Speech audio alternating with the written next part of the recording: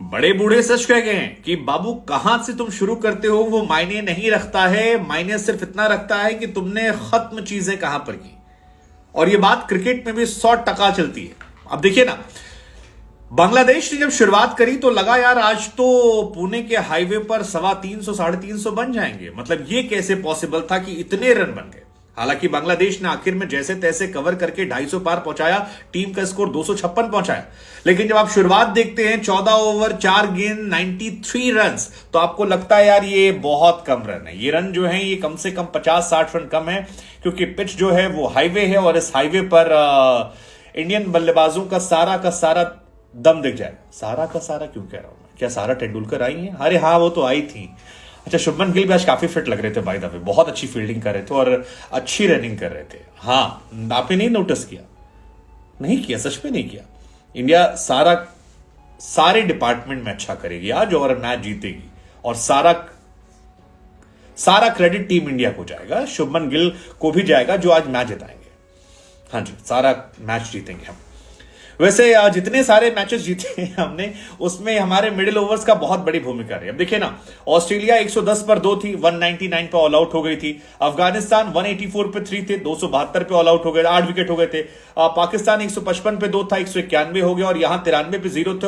और इसके पीछे हमारे वो गेंदबाज हैं जो हर मैच में परफॉर्म करते हैं। मतलब कुछ गेंदबाज तो ऐसा लगता है यार विकेट लेने के लिए पैदा हो, जैसे जसप्रीत बुमराह।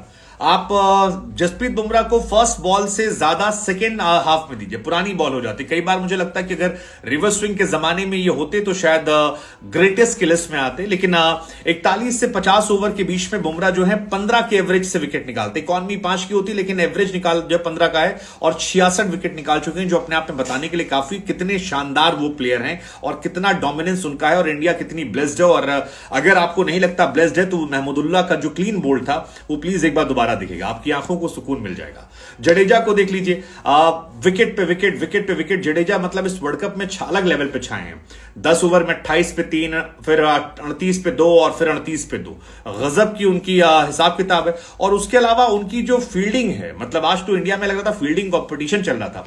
एक वो कैच जो शंतो का गया, जिसे केएल राहुल ने पकड़ा था 0.78 सेकेंड में, मतलब कमाल का कैच था। उससे बहुत इंपैक्ट पड़ा क्योंकि शाकिब थे नहीं और वहां से पूरा मैच टर्न हो गया। और दूसरा कैच जो था वो मुझे लगता है मुशफिकुर का, जिसे रविंद्र जडेजा ने कूद कर लिया। हालांकि जडेजा के लिए वो बहुत ही नॉर्मल चीज है, सुबह उठो, कैच पकड़ो, विकेट निकालो, 2-4 रन बन, 2-4 अच्छे शॉट मारो, हर तीनों डिपार्टमेंट में काम करते हैं वो, और इसी वजह से उनकी पोजीशन टीम में इतनी स्ट्रांग रहती है।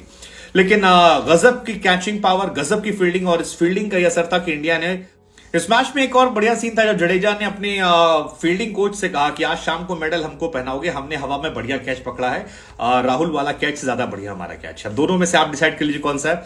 लेकिन इस मैच में कई और चीजें भी खास थी, जैसे कि कुलदीप यादव की गेंदबाजी। कुलदीप इंडिया के लिए बहुत बड़े एसेट बन चुके हैं और मिडिल ओवर्स में उनकी भूमिका जो है वो बहुत बहुत बहुत अहमियत रखती है। उनका खौफ जो है वो सामने वाली टीम पर दिखाई पड़ने लगा है और ये इंडिया के लिए कमाल की बात है। कुलदीप आपको हर मैच में अच्छा करते नजर, 47 रन पर 1 विकेट निकाले। शुरुआत उन्होंने की, प्रेशर उन्होंने बनाया, जिसके बाद जडेजा, बुमराह और सिराज ने इसको कंटिन्यू कर लिया। शार्दुल डिसअपॉइंट कर रहे थे, लेकिन एक कंसर्न वाला फैक्टर हार्दिक पांड्या का है, जो चोटिल हो गए हैं, बाहर हैं।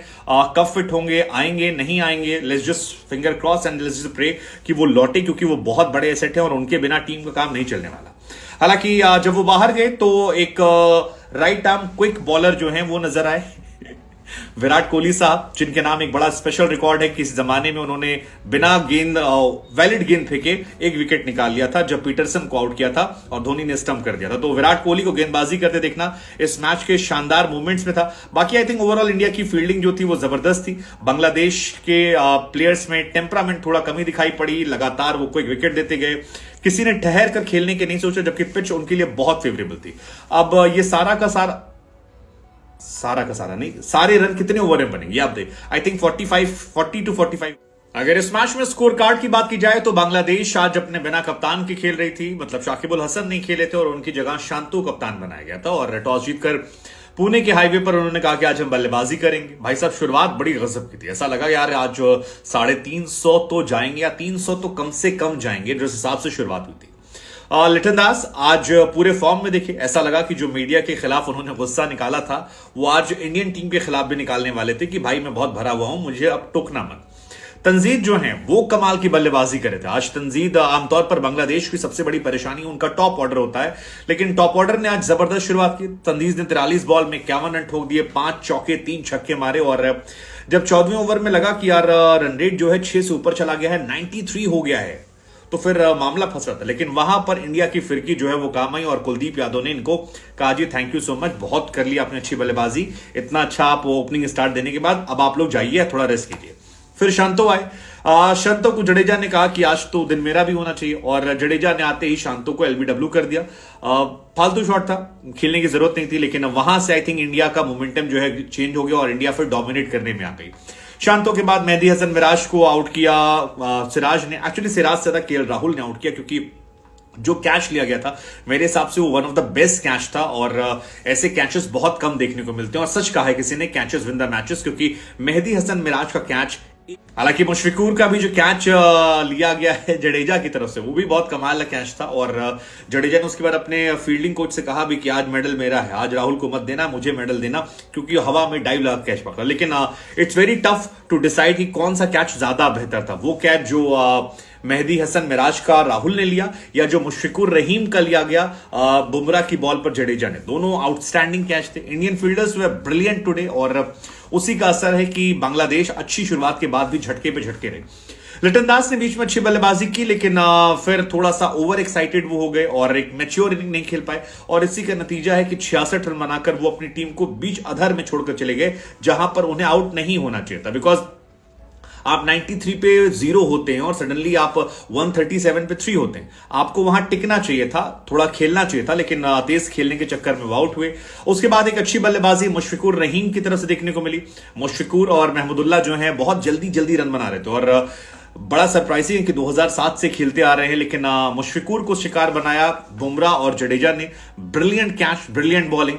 उसके बाद सिराज जो है उन्हें भी एक विकेट और मिला, नसूम का विकेट मिला, लेकिन ओवरऑल जो इंडिया है वो डोमिनेट कर रही थी, एक्सेप्ट फॉर आपके क्या नाम है शार्दुल ठाकुर।